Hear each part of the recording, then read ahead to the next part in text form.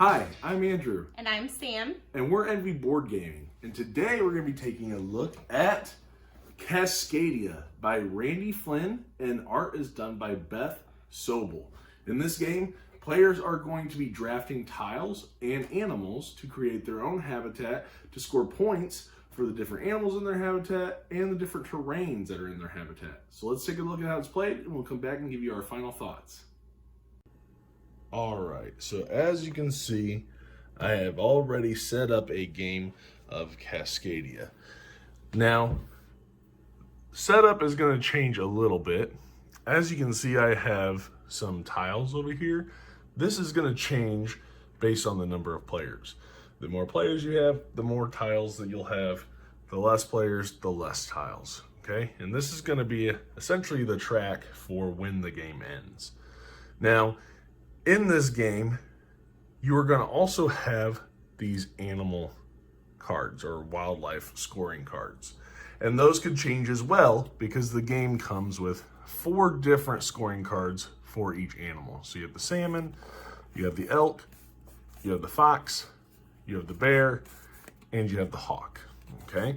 And each one of these cards is going to score each of these wildlife tokens differently, depending on the ones you choose.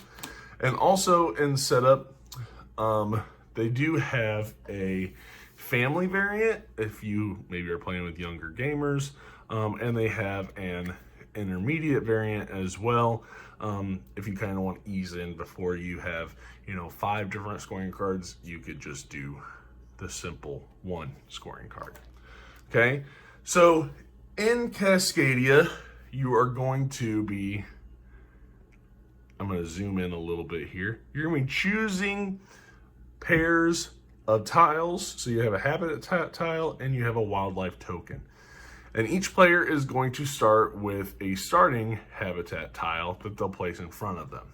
Okay. Now on your turn, you are going to be choosing one of these pairs to add to your habitat. Okay. So I can take any combination of these. So let's say I took this one here and I'm going to add it to my habitat. I will then place the tile wherever I want, okay? Now, in a lot of tile placement games, they might say that you have to match sides. In Cascadia, you don't have to match the side to an already existing tile. I could, for instance, put this forest and desert tile, and I could connect over here on the rivers or the mountains, but they do not have to match. However, I will say, for scoring purposes, at the end of the game, you are going to score points for each of the different habitat types. So you have forests, you have mountain, you have like the rivers, you have desert, and you have the wetlands, okay? And for each one of those habitats, you're going to find your largest collection, or your largest group of that terrain type, I guess I should say. And you're going to get a point for each tile that makes up that area of that terrain, only for your largest. And you're going to score points that way. So you will want to focus on kind of connecting them somewhat throughout the game, but just know it's not necessary in order for you to actually place the tile. So, but for teaching purposes, let's say I place the tile here. So you can place the tile wherever you want, and then you're going to place your wildlife token on a space that has that wildlife showing. Okay, so in this, I can place here, here, or here. Now, everybody on their starting habitat tile is going to have what's called a keystone. Okay, and that's going to be the tiles that have a specific animal with a little pine cone symbol on it. That is when I cover up that space with the animal depicted, I am going to get what is called a nature token. Okay, and nature tokens are going to look like this, and you're going to use these in a couple different ways, and I'll get to that in a second. But first, I just want to kind of cover the placement, okay? So you can place it wherever, and once it's placed, it's covered up, so obviously you won't put any other animals on that space. And you will then refill the tiles that are out here, okay? And you're going to be going back and forth trying or taking turns collecting these tiles, building up your habitat. Okay. Now, one thing while you're doing this, at some point, people may be taking tiles, new tiles come out, and let's say this happens. You have 3 fox and 1 salmon. Okay. If this happens, it's considered overpopulation. Okay. And the active player will get to choose if they want to keep those 3 or if they want to remove them. If they choose to remove them, you just set these aside and you'll draw out new wildlife tokens. Okay. If they choose to keep them, they'll just leave them there, continue to choose tiles and tokens, and then you'll proceed with filling the row for the next player. However, if at some point you have 4 of the same wildlife token, then you must take those off the table, set them aside because they will get added back into the bag after you've drawn out new tiles. But you'll take those tiles, set them off to the side because of overpopulation, and then you'll proceed to place 4 new tokens. Okay? So that's how overpopulation is going to go, and that's the only thing that you'll have to really remember when it comes to placing out those tokens and overpopulation.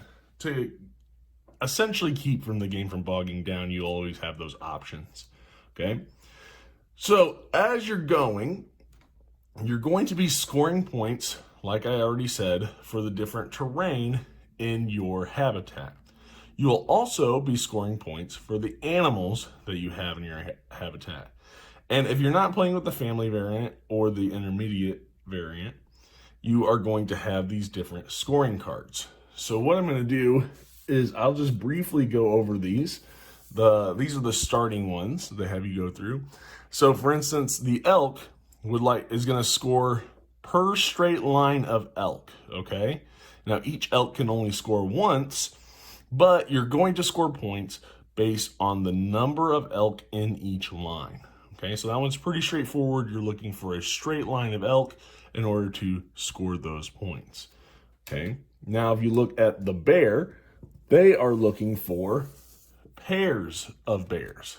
So on this card, it wants 2 bears together, but those 2 bears do not want to be around other bears. So you do not want a group of 3 or 4. You want at max a group of 2. And depending on the number of pairs that you have in your habitat, you will score victory points. Okay, so that's the bear. The next one we'll look at will be the fox. The fox wants to be surrounded by unique animals. And an additional fox does count as a unique animal. So you will score each fox between 1 and 5 points, depending on the number of animals surrounding them. So each fox can give you a max of 5 because in the game there are only 5 different animals. Okay. The next one we'll take a look at will be the salmon. And the salmon is looking for a run. So they want to be connected to one another, but only touching one salmon. As you can see in the example, they only want to be connected through one salmon. So you don't want to have a group of salmon, but a run of salmon. And then depending on the size of your runs, you will score points. Okay? And then the last one we'll take a look at is going to be the hawk. And the hawk on this card is pretty simple. It just doesn't want to be adjacent to any other hawks. So other animals can be around him just fine. However, it does not want to be adjacent to any other hawks. And each of these cards are going to change up these scores, okay? So they are going to change up, the different things that they want for each animal, which is really nice and gives some replayability. And some are a little bit more difficult. Maybe it's a little bit more to the scoring than just, hey, don't be next to this. But there are a lot of different ways to be able to play. You don't have to play with the same cards over and over again. Okay, so that's how they're going to score. So let's get back to those nature tokens. So let's look back at my little setup that I have here. Okay, and I put the elk here, and that means that I gain one of these little nature tokens. Now, these are going to be helpful 3 different ways. I can either hold on to this nature token, and at the end of the game, I will get 1 point for each nature token that I have, or I can spend them on my turn. And the way that's going to work is that we're going to go back up and look at the tiles and wildlife tokens that are available. And I can spend this nature token to do one of 2 things. I can either spend it in order to break up the pairs. So for instance, I could take this salmon and this tile, which then obviously I could put together in my habitat in order to gain another nature token. Okay, so I could do that, and then obviously I would refill for the next player, and they would be able to take their turn. Or I can spend a nature token, and I can get rid of any number of these wildlife tokens. I might not want these fox tokens, and I could get other tokens instead. Okay, so, and that's how that will be worked. So you can either use these to get a desired combination or to get new wildlife tokens, or you can just hold on to them in order to score victory points at the end of the game. And that is how you play Cascadia. All right, so that is how you play Cascadia. I'm going to set the box down so I'm not holding it all the time. I've noticed that in our videos, so I'm going to stop holding it. Awkwardly. Right, so that's Cascadia. Pretty simple game. You know, I would say a family weight game that has some strategy to it, which is nice. I think this is a really nice game for people that aren't into the hobby, that aren't used to playing games, don't really know what's out there, maybe outside of those mass market games. This, I think, could be a great one to introduce people to. It's simple and easy to teach, but yet there's some depth to it and some important decision making to make. So let's jump into it. What did you like? What did you not like? We'll start with positive first, as usual. Well, I like the tile placement. I always think that's a fun part of games. I like tile placement. I like being able to match the different terrains together, but also you have to look at the animals too, and like what combinations do you need of animals, and would these animals like to be next to these, or you know, there's a lot of different ways to score points. I love the animal theme. Obviously, I love animal, you know, board games, but I thought it was just really a really beautiful game. Like the artwork is really nice. Yeah, Beth Sobel does a great job on all of her art. It's really good. Yeah, I love the artwork. I love that there's also different cards of like the animals too. So it's not every time you play it, it can be different. Right. It's not the same every time you play. So I like that. I love how easy it is just to play. Right. I think it's easy to learn. But it also does get you thinking. So I do like games like that where I feel like it's easy to learn, but there's also some thinkiness to it. But yeah, it's just, I love the simplicity of it. Right. I think this is a game that can hit on all notes for everybody. If you're new, it's not hard to learn, and it's not hard to do well in. Right? If you're an advanced, more seasoned gamer, it's not one that you're going to get bored with, yeah. Right? There's still some strategy there. There's still some, I mean, it's a nice little quick game. I mean, turns are super fast. Granted, there are times when you get toward, especially towards the end, people can get some AP, and in this game, it's not really that big of a deal because it's not making the game super long, but it's enough AP to where you're like, okay, this isn't super simple and doesn't really engage me enough. And you know, it makes you think where you're like, oh, do I want to take the salmon? Do I want to take the bear? Or do I use my nature token and either get rid of the animals, or I split up the tile and the animal combinations? And so I think this is a really good game for people that are new and for people that are veteran gamers. I think you know, I agree with the replayability. I mean, even, I know we have the Kickstarter promo cards that are in it as well, but I mean, you can have a ton of combinations. And even if you want to play with younger players, they have the family variant, and then they have an intermediate variant to make it a little easier when it comes to scoring, instead of trying to remember and figure out how to score all the different animals differently. They have it to where you can play with younger gamers, or maybe people that need to be eased in a little bit slower. Yeah. Right? And they don't need to be like, oh, I gotta remember all these 5 different ways to score. And that's nice. So I think it's great for beginners. I think it's good for veteran gamers. I mean, there's some strategy to it. I mean, it's not a super in-depth game, but it's good. It's quick setup. I mean, if it's a 4-player game, all you're doing is taking out like 2 tiles. If it's a 2-player game, you obviously got to go through and remove, I think it's like 42 or 43 tiles in the game. But I mean, other than that, it's pretty quick.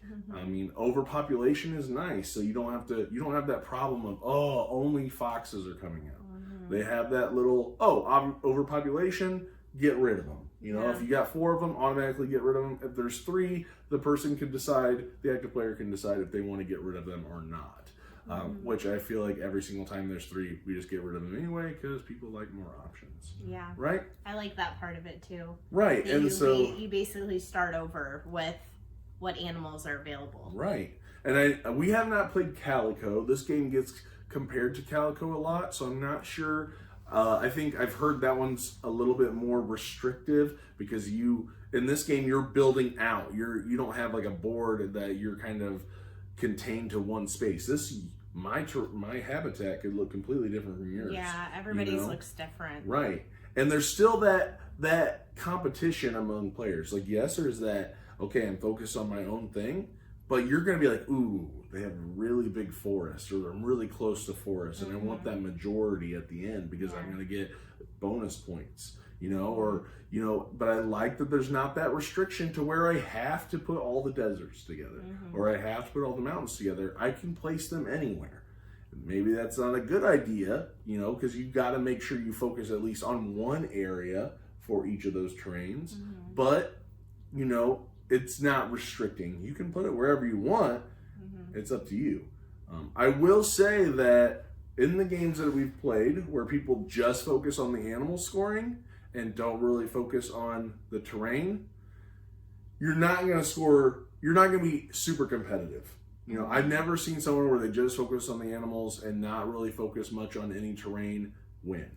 Okay. Yeah. I mean, you could be like, I'm going all in on these salmon or all in on these elks, and you'll score, 60 points plus whatever, but that terrain is probably going to make up about a third of your score. I looked through the scores of all the games that we've played with everybody we've played, and that terrain is going to take up probably about a third of your score. So it's a decent chunk. So you want to make sure that you are aware of that.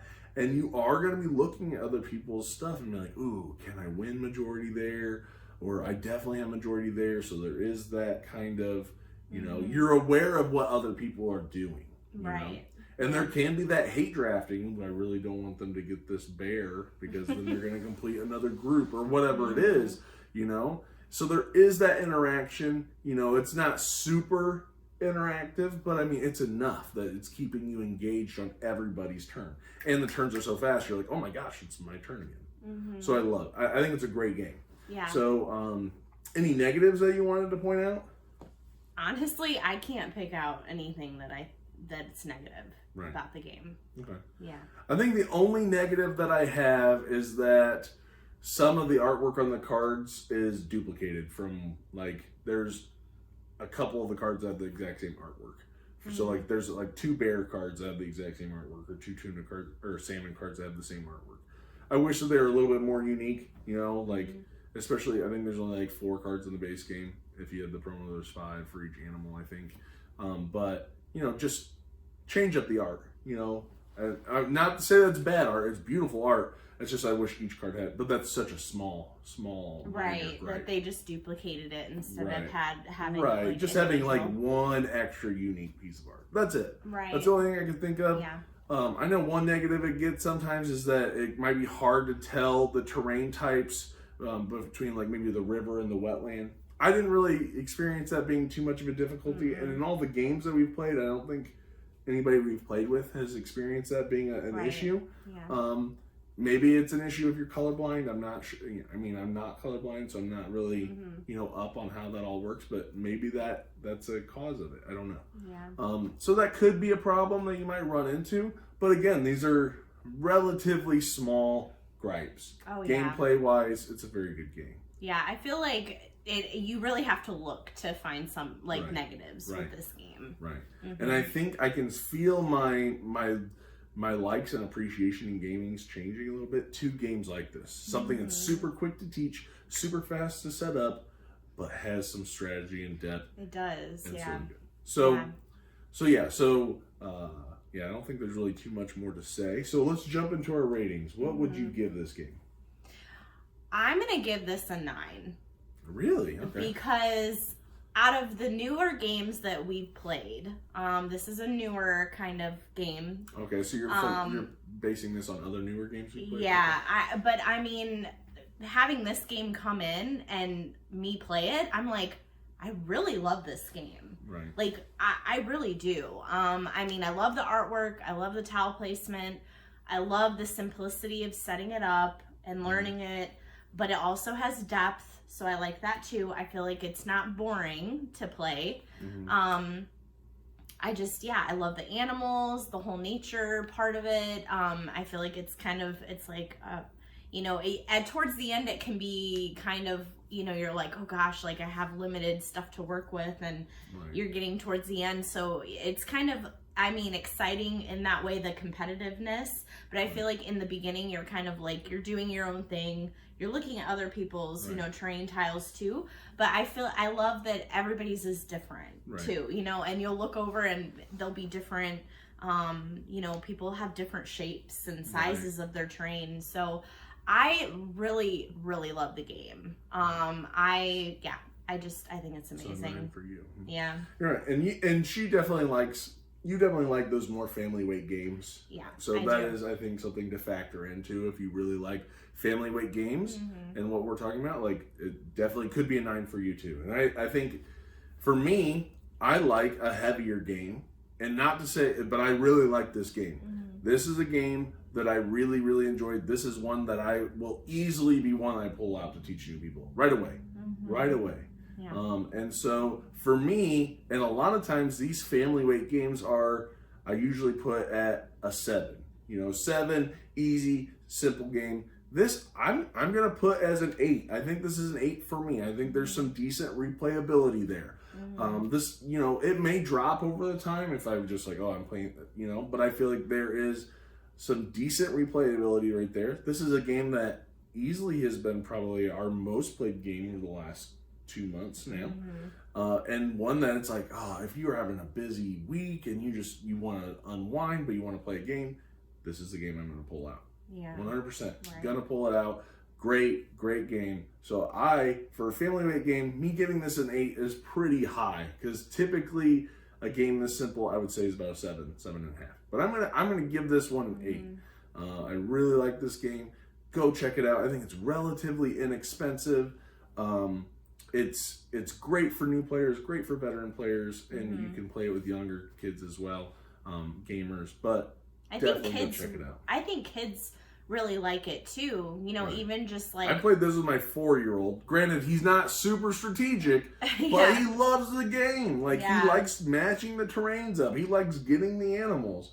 It's very visual for him, and he likes, getting the animals, like you said, and just looking at his, creating his own terrain and stuff. So, even just the fact that it held the attention of a 4-year-old, granted, he plays a lot of board games, but, he loved it. Right, and I've played this probably with him 3 or 4 times. Yeah. And it's good.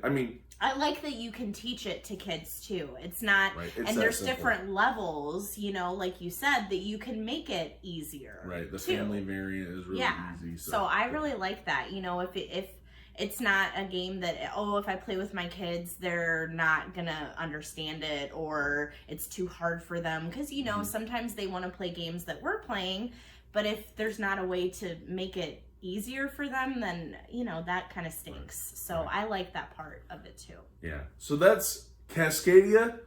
Definitely go check it out. One that we highly recommend. Awesome I don't know game. if I said this earlier, but it is by AEG and Flat Out Games, so go check it out. Also, please make sure to like, comment, subscribe, and click the little bell icon so you get a notification every time we post a video. Thanks for watching, and we'll see you guys on the next one. Have a good day. See ya.